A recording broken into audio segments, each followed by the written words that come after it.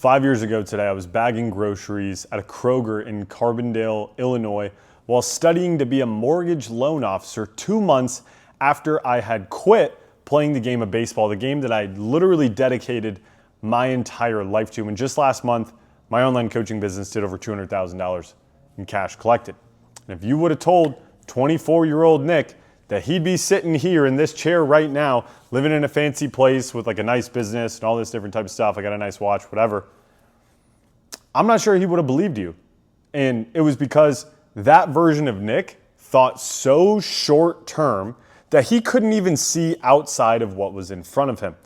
And it's a mistake and a pattern that I made over and over and over and over and over again in my life. And it's not until really recently I'm starting to see the effects of thinking long term and the compounding effect and being consistent over an extended period of time. And now being 29 years old and realizing what is truly possible by thinking really long term, my vision has gotten so much bigger, but it wasn't always like that. It was not always like that.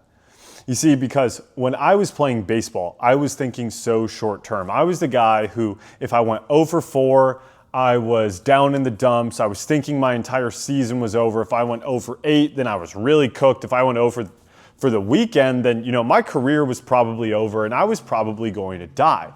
Now on the flip side, if I couldn't get out, I was getting a bunch of hits. I was literally walking to the plate thinking, wow, I'm the man. I'm untouchable. Nobody could touch me. My ego was so filled up. Now, why is that? Because my self-worth was so attached to the outcomes that I was generating.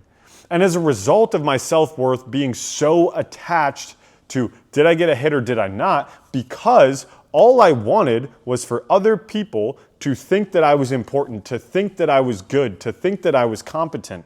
So that was really what was fueling my self-worth. And when your self-worth is so attached to something so small, so short-term, and so beyond your control, like think about how abstract the concept is of getting your self-worth from the opinion of somebody else, what you perceive their opinion is, not even their actual opinion, what you perceive their opinion to be. That's how I got all of my self-worth for years, for the first 28 plus years of my life. That's how I saw the world. And so when I was 24 years old, just getting done with playing, I couldn't think long term. I was just looking for the next thing that was going to make me feel important, which is why I got into real estate, because my master plan, and to be honest with you guys, the reason I quit baseball is because I was playing independent baseball and I was not hitting well. And I realized that being an independent baseball player lowered my status, what I thought lowered my status than being a Division I baseball player. And I realized that all I really cared about when I was playing baseball, looking back, being 100% transparent, was the fact that I wanted people to think that I was important, to think that I was cool, to think that I was the man. And the minute that I felt like I no longer could get that from baseball, I quit baseball before the game could chew me up and spit me out and say that it was done with me. I said I was done with the game. I basically ran away from the girlfriend that I thought was going to break up with me. I broke up with her first. That was my relationship with baseball. I'm not proud of saying that to the camera right now, but I want to share that with you guys because I know that there's somebody out there watching this right now who maybe isn't as far along in their journey, and it's very difficult for them to see long term. It's very difficult for them to have a big picture vision because all they're looking at is just what's right in front of them. Okay? And usually that's because your self-worth is so attached to the outcomes that you are generating. Now, let me give you another example. Okay, so I run this online coaching business, and like I've made millions of dollars online at this point, and everything's fine and dandy. You would think that I emotionally have figured it out. You would think that I could be a little bit more emotionally regulated. Now, that's not true at all. That's not true at all. Okay, so I have made multiple decisions in this business that have cut off my long-term growth in order to hit short-term targets, right? And it was all because my ego, my self-worth, was attached to how much revenue we were generating and not how much profit we were making. See, in the past, like a year ago, I was just trying to run up the revenue. And even, I've fallen victim to this even recently too, where I've tried to take big bets to run up the revenue, but not care so much about scaling healthy with the margin because I was thinking so short term, because all I wanted was to hit this specific number. And, now my business is in a better position than ever before. I finally detached from, hey, I don't need this number to validate me. I've really detached from that. And now we're in a better position than ever before. It's so ironic how that works. But the only way that you can detach and finally see things objectively, so that way you can make decisions that are going to give you the outcomes that you want for a long period of time, right? The only way you can get those outcomes is by detaching from them in the first place. And by removing your need to achieve some sort of goal. Because the only reason why you, me, anybody out there, the only reason why anybody wants something is because we think it's going to make us feel a certain way. I'm going to say that again. The only reason why you want something right now is you think it's going to make you feel a certain way. You think it's going to make you feel successful. You think making more money is going to make you feel secure. You think being more jacked is going to make you feel more confident. Now, here's the thing. As somebody who has made a bunch of money, as somebody who has gotten into good shape, as somebody who has worked on all these things to, life max, essentially, try and max out all my stats, when I started first making money, it didn't make me feel more secure. You know what it made me feel? It made me feel like I had something to lose. And it was the exact same feeling that I got when I was at the University of South Carolina and I was the starting shortstop, and boom, now I have something to lose. I can lose the starting shortstop job. So guess what happened? Boom, lost the starting shortstop job. As soon as I started tweaking about, now I have something to lose with my business, my revenue started going down. I started losing money, right? And so a lot of people think that if I just get to this goal, then everything's going to be fine. If I just get to this goal, if I just get to this next step, if I can just insert whatever, and you're doing it right now. There's a very high probability that you watching this video, you might be like, oh no, Nick, I'm not like that. Yes, you are. Yes, you are. You 100% do it.